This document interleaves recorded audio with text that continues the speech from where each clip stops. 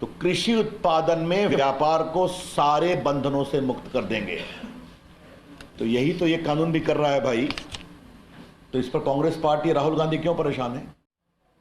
मुझे आरजेडी से एक सवाल पूछना है, ये बताया जाए आरजेडी की क्या कांग्रेस पार्टी अगर किसानों के हितों के खिलाफ बिचौलियों के साथ खड़ी है तो क्या आरजेडी वही कर रही है क्या? इसका जवाब देना पड़ेगा। नमस्कार, आदाब। मैं अनुप्रिया और आप देख रहे हैं the news world.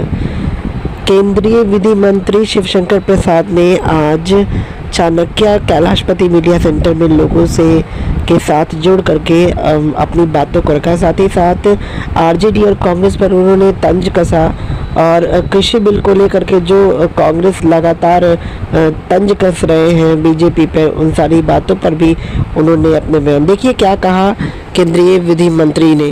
Ordinary Indian farmer who can sell their produce anywhere, Congress RJD सहित ये बात समझनी जरूरी है।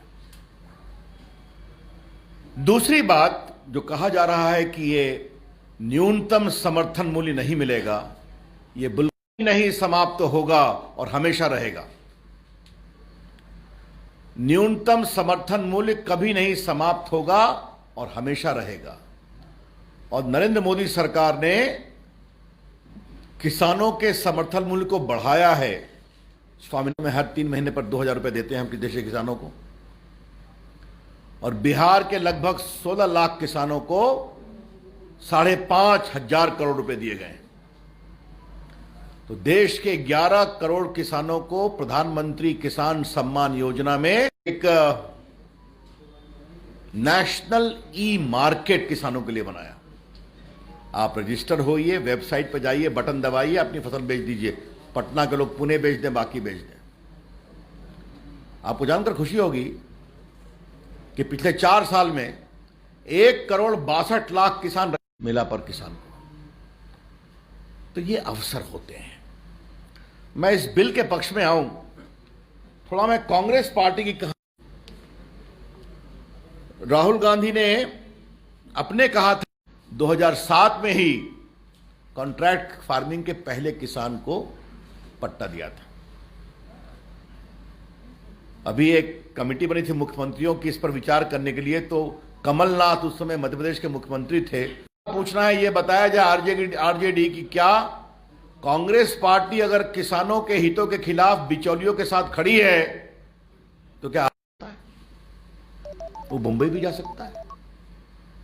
और आज तक हाजीपुर के केले का जो स्वाद है उसे देश में क्यों नहीं जाना चाहिए?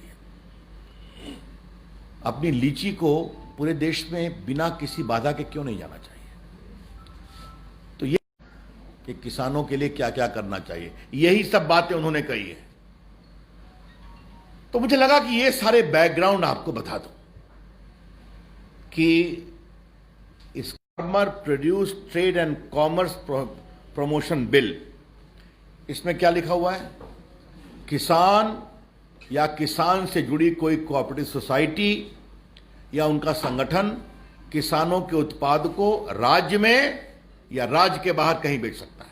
तो डिस्प्यूट सेटलमेंट का प्रोविजन है और एसडीएम व्यापारी के ऊपर पेनल्टी भी लगा सकता है। तो यह है पहला कानून। इसमें किसानों को नया मार्केट मिलेगा, बंधन से मुक्ति मिलेगी। यह है पहला कानून। दूसरा क्या है? Farmer empowerment and protection agreement on price assurance and farm service bill. इसमें मतलब क्या है? किसान किसी प्रायोजक कहा गया है, वो व्यापारी हो सकता है, बाकी कानून में लिखा हुआ है। दूसरा, किसान चाहे तो उत्पादन का मालिक खुद बन जाए या जो प्रायोजक है उससे एग्रीमेंट कर ले और अच्छी राशि पर अपनी फसल को बेच दे, जिसका पूरा खाद बीज वो देगा। या किसान एग्रीमेंट में ये भी कर सकता है, हम देंगे, अधिक हमको पैसे दो। तो ये उसके बारे में पूरा प्रावधान है। और जो प्रायोजक है उसका काम रहेगा किसान की फसल को मार्केट में लिंक कर देना, ताकि किसान को अपने मार्केट के लिए। तो किसानों के हित की जितनी सुरक्षा हो सकती है, मैं रिपीट करता हूं, उसकी जमीन नहीं बिकेगी, उसके जमीन का लीज नहीं होगा, उसके जमीन का मॉर्गेज नहीं होगा। किसान चाहे तो अपना फसल खुद लगाए, उससे स्पॉन्सर से कहे, या बीज तुम दो, खाद तुम दो, मैं उसको उगाऊंगा, उठाओ मार्केट ले जाओ, मुझे पैसे दो। और ये बिल्कुल क्लियर एग्रीमेंट का प्रावधान है, और अगर कोई गड़बड़ करेंगे तो उनके खिलाफ सख्त कार्रवाई होगी। और तीसरा जो हमने काम किया है कि आवश्यक वस्तु अधिनियम, परमिट, कोटा, नियंत्रण के राज से किसान मुक्त हो गया। वो पूर्णिया का किसान, मुजफ्फरपुर, आरा का किसान अपने माल को कहीं भी भेज सकता है, उसे किसी इंस्पेक्टर राज की जरूरत नहीं है। तो मित्रों, ये तीनों कानून जो मैंने बताया, ये आपके लिए मुझे बहुत बताना जरूरी था।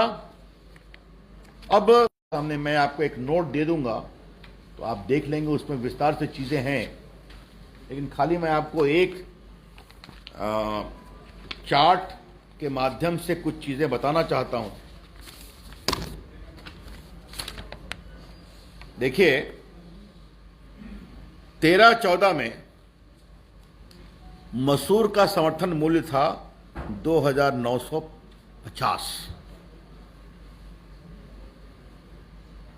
मोदी गवर्नमेंट में बढ़कर हो गया 5,100। उड़द 4,300, अभी 6,000 में, पिछले साल की तुलना में। बार्ली को बढ़ाया है 75 रुपये, 65%। दूसरा गेहूं 106%। चना 225 रुपये बढ़ाया, 78%। मसूर 300%, 300 रुपये बढ़ाया, 78%। और सरसों 225 रुपये बढ़ाया, 93%। घोषणा की थी, आपको मालूम होगा, 20 लाख करोड़ में, जो किसानों के नुकसान के खिलाफ 77,000 करोड़, 77,000 करोड़। और टेक्नोलॉजी की बात मैंने कर दी, तो किसानों के लिए हमारी सरकार समर्पित है, हमेशा रहेगी। लेकिन हां, हम किसानों को बंधन से मुक्त करना भी चाहते हैं। हम चाहते हैं हमारा, मैं आपसे एक सवाल पूछूं, आज दुनिया में पीनट बटर बहुत लोकप्रिय होता है, मूंगफली का बटर, मक्खन। आप जाइए अमेरिका, इंग्लैंड, इस बार मैंने कोरोना में अपने पोस्टल विभाग को कहा कि जरा भागलपुर का जर्दालू आम और ये सब कुछ भेजो, तो मैंने टोकन रूप में भिजवाया। अब लोग मांग रहे हैं कि भाई वो ऑनलाइन अवेलेबल था, हम लोग को और मिल सकता है क्या? तो ये, और हर देश के हर प्रदेशों का यह हाल होगा। तो इसलिए मैं रिपीट कर रहा हूं, ये तीनों कानून किसानों के हित में है। और तीसरा, कांग्रेस पार्टी वही कर रही थी पहले, और मैनिफेस्टो में वही था, अभी मात्र विरोध के लिए विरोध कर रही है। और एमएसपी है और रहेगी और बढ़ती रहेगी। और तीसरा, हमारी सरकार ने बहुत प्रामाणिकता से किसानों के हित में काम किया है। तो मित्रों, ये बहुत महत्वपूर्ण विषय था, तो मुझे लगा कि मैं पटना में अपने प्रेस के मित्रों